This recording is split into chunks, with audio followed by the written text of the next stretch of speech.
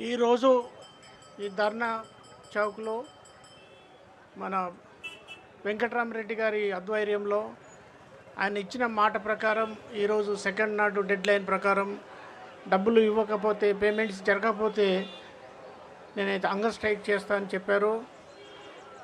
ఆ సందర్భంగా ఈరోజు మన రాష్ట్ర అధ్యక్షులు గారు తర్వాత మిగతా బీజేపీ లీడర్స్ అందరూ కూడా మీకు వచ్చారు. ఎమ్మెల్యేస్ ఎంపీస్ వస్తున్నారు, తర్వాత ఎమ్మెల్సీస్ కూడా, తర్వాత మిగతా ఆఫీస్ బేరర్స్ లీడర్స్ అందరూ కూడా ఉన్నారు మీకు సపోర్ట్గా. ఈ గవర్నమెంటు ఎప్పుడైతే ఫామ్ చేసే ముందు ఎలక్షన్ ముందు ఏవైతే ప్రామిస్లు అన్నీ చేసి పబ్లిక్ను మిమ్మలను నమ్మించి మోసం చేసి గవర్నమెంటు పవర్లోకి వచ్చింది. పవర్లోకి వచ్చిన తర్వాత ఏ ఒక్క సమస్యని కూడా టీచర్ సమస్య కానీ, రిటైర్డ్ ఎంప్లాయీ సమస్య కానీ, రిటైర్డ్ టీచర్ సమస్య కానీ, ఏ సమస్యని కూడా ఒక్కటి కూడా ఇంతవరకు దాన్ని పరిష్కరించలేదు. కాబట్టి లాస్ట్ టైం కూడా ఇక్కడ ధర్నా జరిగింది. ఆ ధర్నాలు కూడా మేము అందరము ధర్నా చేసాము. దాని తర్వాత ఈ మధ్యలో కొంచెం అమౌంట్ ఏదో రిలీజ్ చేశారు, బట్ అది దేనికి సరిపోదు. కాబట్టి మీరందరూ మేధావులు, మేమందరం కూడా ఈరోజు ఉన్న ప్రతి లీడరు అన్నీ కూడా గవర్నమెంట్ స్కూల్లో చదువుకొని వచ్చిన వాళ్ళే. తర్వాత మీ వల్లనే వీళ్ళందరూ ఇక్కడ ఒక్కొక్కరు డిఫరెంట్ పొజిషన్లో ఉన్నారు.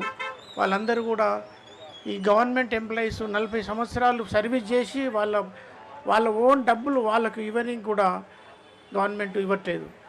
అంటే ఎవరైతే మన డబ్బులు మనం సేవ్ చేసుకుంటామో, ఇప్పుడు నార్మల్గా అయితే ఆ డబ్బులను వేరే పర్పస్కు డైవర్ట్ చేస్తే అది క్రిమినల్ కేసు అవుతుంది. కాబట్టి ఇది ఫండ్స్ డైవర్షన్కి వస్తుంది.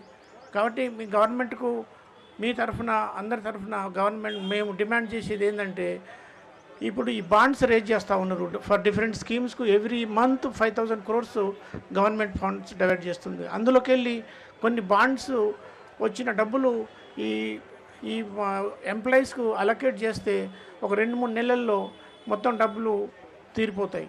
కాబట్టి ఎంప్లాయీస్ రిటైర్డ్ అయిన తర్వాత వాళ్ళు ఎంజాయ్ చేసే, అంటే హాయిగా ప్రశాంతంగా జీవించిన ఉద్యోగులందరూ కూడా ఈరోజు అసోసియేషన్స్, యూనియన్స్ డిస్ట్రిక్ట్ వైజ్గా ఫామ్ చేసుకొని వాళ్ళు ఈ విధంగా రోడ్ల మీద వచ్చి కొట్లాడటము చాలా దురదృష్టకరము. మన ఇండియాలో ఏ స్టేట్లో కూడా ఈ పరిస్థితి లేదు. ఎక్కడైతే మన బీజేపీ గవర్నమెంట్ ఆఫ్ ఇండియా ఎంప్లాయీస్కి ఏ విధంగా టైంలో మన మోడీ గారి పరిపాలనలో ఏ విధంగా డెవలప్ అయితే, ఏ విధంగా మనం అందరికీ బెనిఫిట్ చేస్తూ ఉన్నామో, డిఏలు కానీ మన పిఆర్సీస్ కానీ అన్ని టైంలో జరుగుతూ ఇంప్లిమెంట్ అవుతూ ఉంది. బీజేపీ స్టేట్స్లన్నింటిలో కూడా ఈ విధంగా పరిస్థితి ఎక్కడ లేదు. కాబట్టి మీరందరూ బాగా ఆలోచించి మీ సమస్యలు పరిష్కరించే వరకు మేము ఈ ఇష్యూస్ మీద ఫైట్ చేస్తూనే ఉంటాము.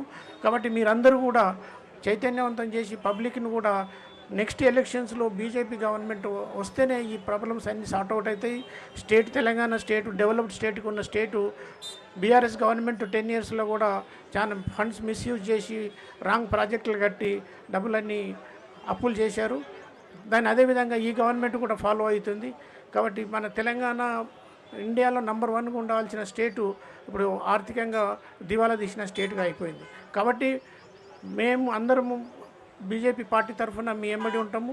ఈ గవర్నమెంట్ను పడగొట్టే వరకు, లేకుంటే ఈ పేమెంట్ వచ్చే వరకు మీ ఎంబడి ఉండి స్ట్రైక్ చేస్తూ మీ సమస్యలు పరిష్కరించే వరకు ఉంటాము.